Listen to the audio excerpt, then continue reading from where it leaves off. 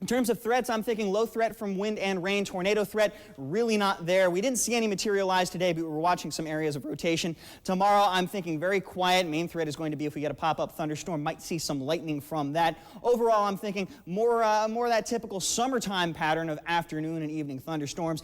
We've been very dry running up to this. In fact, only just about 1/10 of an inch since the day when we got all the rainfall from Irma in the first half of last month. So the ground very much able to handle some of this rain. We didn't see any of that major flooding concern for folks here in Middle Georgia. Walking you throughout your day, if you're going to be headed out right around 8 a.m., you're going to be seeing mostly sunny skies and temperatures still in the mid-60s. A few more clouds may get in for lunchtime, but still no chance of rain. A little bit warmer at that time as well. And then by the time most of you come home, you're still going to have temperatures close to 90 degrees. And the biggest reason why is because the air really isn't all that humid. Okay, so for those of you that may be going to school later on, you are also going to be seeing some clear conditions. The ride home maybe a little bit warm. We're looking at high temperatures around 91 to 92 degrees. That's just something to keep in the back of your head as you go out to school today. But it looks like by the bus stop, it's going to be a little bit cooler due to the dry air, looking at 66 to maybe 70 degrees across most of Middle Georgia during that time. If you're going to be out walking your dog, I think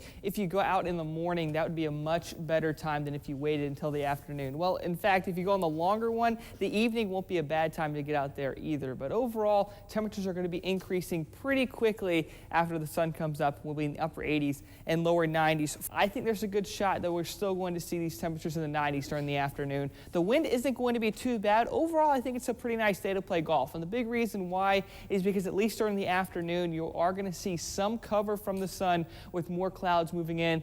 Look at our muggy meter. So for the rest of the week, we're going to be into the uncomfortable range. But as that cold front pushes south, our humidity levels will drop off. And at the very least, it is going to feel very pleasant. So not only cooler, but with lower humidity, it will feel very nice. But the overall trend since 1970 is one of the last 90-degree day coming earlier than it used to. Big night of high school football again tomorrow night. Our kickoff forecast 84 and a mostly clear sky, 76 by halftime and 74 for postgame.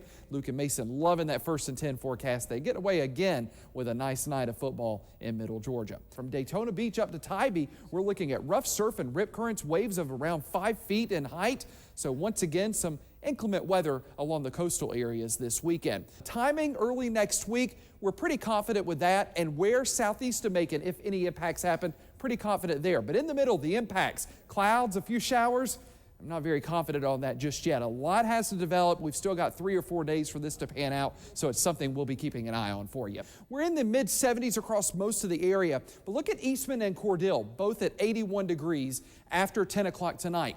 This weekend, our high temperatures will struggle to reach those numbers in some parts of Middle Georgia. So that's an illustration of just how big a change is coming in our direction. All right, our next weather maker happens to be this weekend. High pressure building in from the north. We'll get that northeasterly wind flow, and the net result is that feeling of fall in Middle Georgia.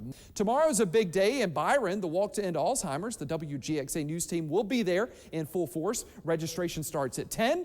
The walk begins at 11:30 at North Peach Park, and the weather forecast looking great. A great weekend to support the cause and awareness for what is just a terrible disease. And then a big weekend for football. The Ramble and Wreck up in Atlanta kick off at noon. 74 there in Atlanta, 75 by halftime, and 77 by the end of the game with a few passing clouds. And then our Bears are back in town after 3 weeks. They'll be taking on VMI at 5 Star Stadium. Look for 83s for the first half, down to 79 by the end of the game. Kickoff at 4 o'clock. We're going to bring the roar over at 5 Star Stadium. It seems like it's a busier year.